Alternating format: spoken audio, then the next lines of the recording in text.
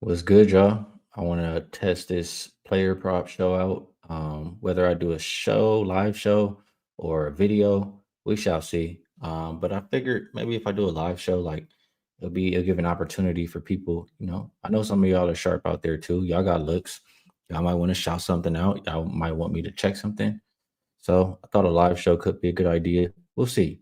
I'm just gonna do a little something, try to do something every day, whether it's a video or a live show, and eventually we'll get set on a set time every single day.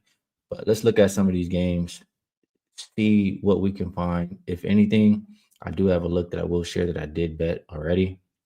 But this is the one game I like the least.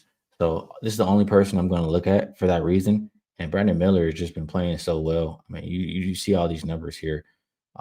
8 of his last 10 games, just been killing it, going over the 22 and a half that they've asked for tonight. You can look at, I mean, the rankings here: defense versus position, versus the way he plays, spot up shooter, defense versus above the break three. All good matchups. He's scoring 44% of his points, looks like, from the above the break three here. That's good. Another 20 inside the paint where the defense isn't great as well. Everything just pretty much lining up here. So why don't we take Brandon Miller? I mean, I honestly didn't even look at him too much before just starting the show. But if I'm betting anybody in this game, it's absolutely Brandon Miller over his points. Let me just glance at a couple more things: threes, assists, rebounds. Um, I might just stick with the points. I think this would be my preferred play in this game. All right, let me just glance back at the chat, see what y'all talking about. Shout out to Tony, 305 Retro King. Appreciate you, Tony. All right, let me keep going. I do have looks on a couple of these other games, so let me get back over there if I can. Close this out. Look at the Rockets and the Pacers. And this one's a pretty solid look. We do have KD out tonight, so seeing who we could take advantage of. We haven't seen the Rockets without KD this season, I don't believe. Yeah, what's going on here? Let me just go to this season. Yeah, so we have not seen the Rockets without KD this season, or at least when. Yeah, I'm pretty sure we have. But we got to take advantage of somebody, and I thought it would be Tari Eason. I mean, he's a guy they're going to depend on to space the floor. I mean, we know this is not the greatest shooting team, so that's my reason for wanting to target him. And you can see here, it is a defense that's really good versus catch and shoot. Number two in that regard, they're actually good against the above the break three, which is not something you want to see really betting on him or betting on his threes. They do, he scores a good amount of points in the paint as well, and they are not very good defending the paint. And you look at the Pacers roster today, they don't even really have, certified center. So I'm not mad if you want to go for his points, for that reason. But let me look at Tari here without Steven Adams. We know he gets more minutes. He has a lot more stuff he has to do. You can see these numbers here for the points, right? The problem I have and why I didn't pick points, you can see the line just continues to, I feel like it's starting to go too far here. 10 and a half. It was a 7 and a half, 12 and a half, 11 and a half, 8 and a half, 8 and a half, 12 and a half, 11 and a half, 12 and a half. And then we look at a 14 and a half juice to the over, or it was even 15 and a half at like even money or something like that. So I just feel like it's going up a little too much for my liking. What I chose to go with was threes. And you can see he's hit this every game except one without Steven Adams. That one game was his first game back from injury. So if you could look at the minutes, obviously it will eliminate this game too. But just where he played 20 minutes or more. Let's go to that. Because he's playing, let's go to more than 20 minutes, my bad. You can see on the season, he averages 24.3 minutes. That was just a one-off. When you come back from injury and have those minutes restrictions, etc.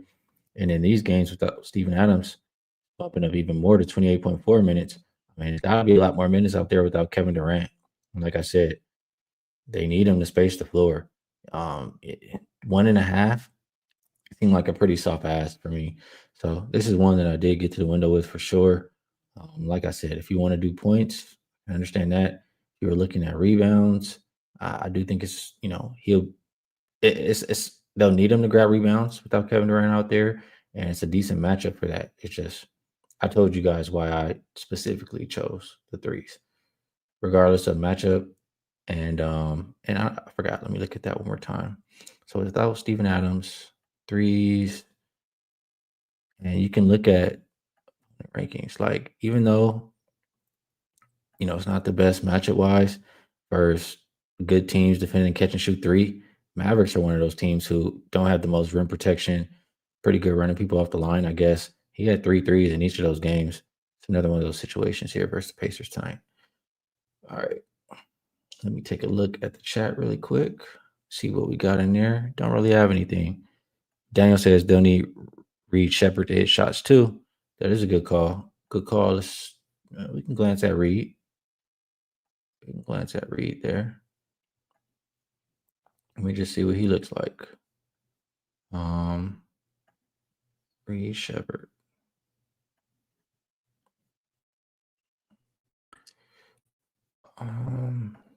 He's.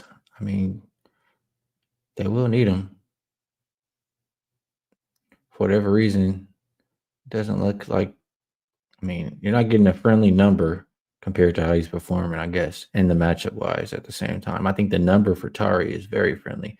I mean, he's shooting 47.8% from three. Only has to get two, and he's attempting like 5 point something attempts per game.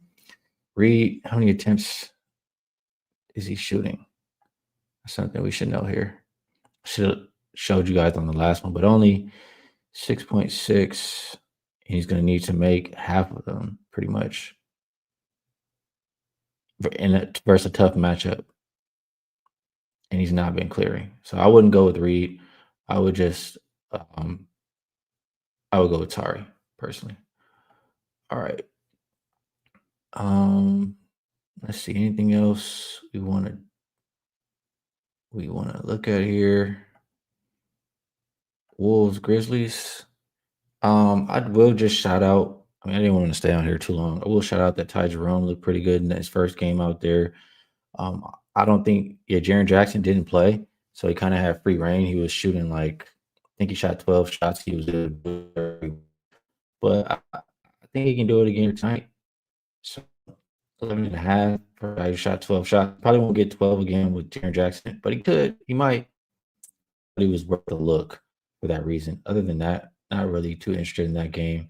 And then the last game on the slate, I mean, always worth mentioning.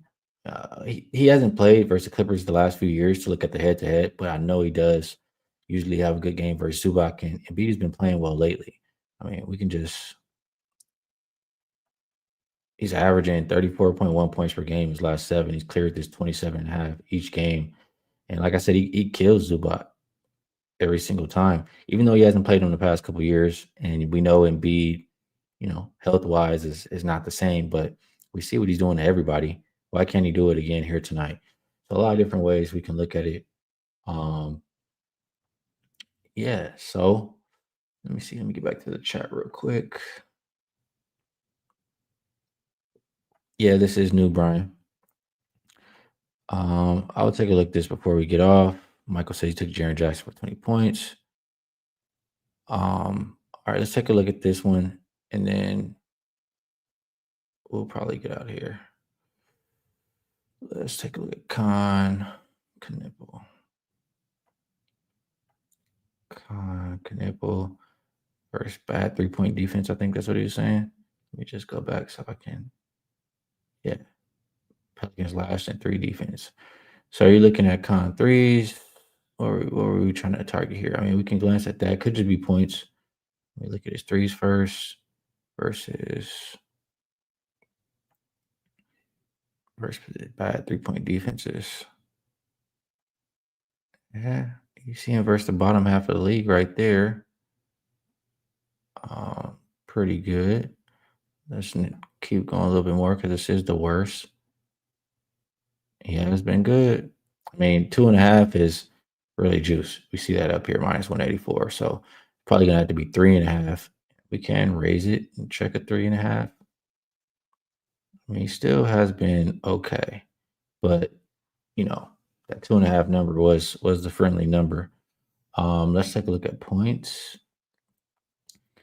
First bottom.